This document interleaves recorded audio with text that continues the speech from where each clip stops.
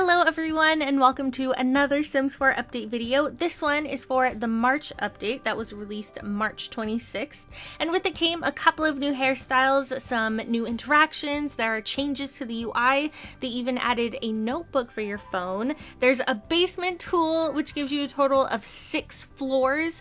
You can also crop buildings that are too big for the lot you're trying to place it in, which is great. They even have a challenge for us to collect some items, and then we get a reward once we collect 10 of them, and I'll be going over all that stuff in this video. If you'd like to read more about this update, I'll have a link to the patch notes in the description. I'll also have a link to SimsVIP's blog post that they did on the new challenge. If you want to see or learn more about any of the stuff that I mentioned, then feel free to keep on watching. One of the first things you might notice when you start up your game is that there is a new option in the upper right hand corner, which when you hover over it, it says My Packs, and when you click on it, it lists the origin content that you own. So like if you downloaded the free digital content that they released in December, it will be listed there. And also if you purchased Outdoor Retreat and or pre-ordered Get to Work, it will be listed there as well with a nice little description.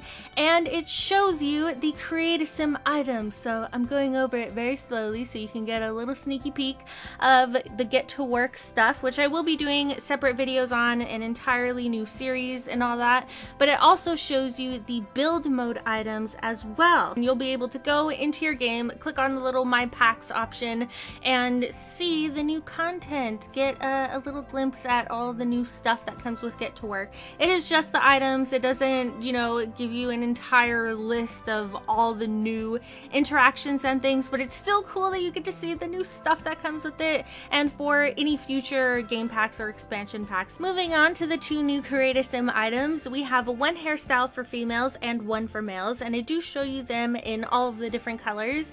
The one for females though is definitely one of my new favorites. It's just so sleek and elegant looking and so pretty. The one for males is cool too. It's kind of messy yet put together, and it just looks like he has really thick hair. Once you're done creating your families, you are now met with this new screen where you get to choose which world you want to live in, and when Get to Work comes out, you will see another circle icon off to the right of Oasis Springs. But the cool thing is that when you hover over it, it tells you the name of the world, but it also has those cute little animations. Willow Creek had the lighthouse and Oasis Springs had the dinosaur. And then when you're in game and you want your family to go on vacation, you just click that option in the upper left hand corner and go and travel to, you know, Granite Falls with Outdoor Retreat, and you can do that from there. For the artsy Sims out there that like painting and have a level 3 or higher in the painting skill, you can now paint from reference, and you of course have large, medium, or small painting options. And what it does is it takes you into this camera-like view where you, air quotes, take a picture of what you want to paint. So it could be a sim, it could be of the wall, it could be of the living room like I'm about to do.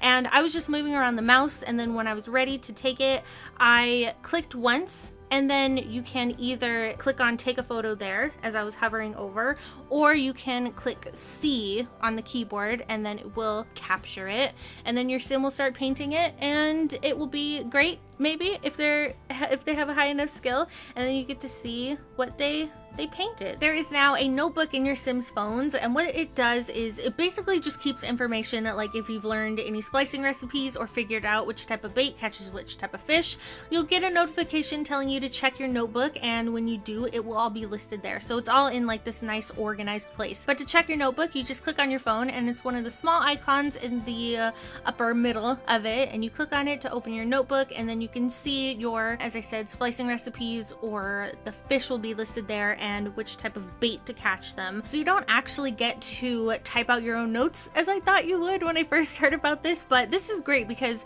you can go back and see, like if you wanted to catch another fish again, you can check and see exactly how you can do that without going to like Google or something. They've given us 2 new gnomes. This first one is the Guardian of the Gnomelexy, and as I mentioned in a previous video, totally reminds me of Coneheads, and I love it for it. It's so cute. This next one is Mr. Floppy the gnome, and it's like this precious gnome in this little bunny outfit with its little basket of eggs and its floppy ears. Now on to what I personally think is the most exciting part of this update, the challenge. All you have to do is collect these 10 different decorative eggs, and to do that you just go around collecting collectibles as you normally would, you know, harvesting, breaking down rocks and looking for frogs and stuff, and then you will eventually get all 10 with some repeats and a whole bunch of notifications. But it's totally worth it because you'll get a notification that says a complete collection of decorative eggs. How amazing! An appreciative cotton-tailed mammal is sending a congratulatory reward. Now, I thought I was going to get it in the mail, but I never did. So what I did was I went into buy mode and I looked for the children's toys, and I found it! It's Bun Bun for 155 simoleons, and the description says, "What do rabbits have to do with eggs? You'll have to ask this adorable fellow." So that is what is unlocked, and it's different colors, and it's precious.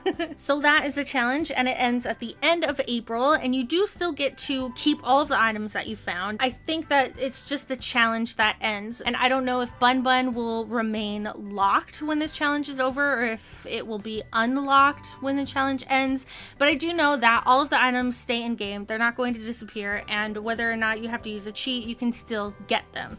You know what I mean? If you ever wanted to move a building into a lot that was too small for it, you can now do that by cropping it. So for instance, I have Family Fun. This is a house by Nordling 90. It was built on a 50 by 50 lot, whereas the lot that my Sims are living in is 30 by 20. So you'll immediately know if it will fit or not, and you will have that icon that says this lot is larger than your current lot. Part of it will be cropped on placement. I went ahead and placed it, said furnished, and yes, as you can see, there's green, yellow, and sort of like the outline of the house. So anything that is green will remain in the lot, and anything yellow will be cropped out, and you will lose all that stuff. It doesn't get put in your family inventory or anything. It just, you know, you don't get it. So I went ahead and purposely picked a house that was way too big for this lot, just to show you.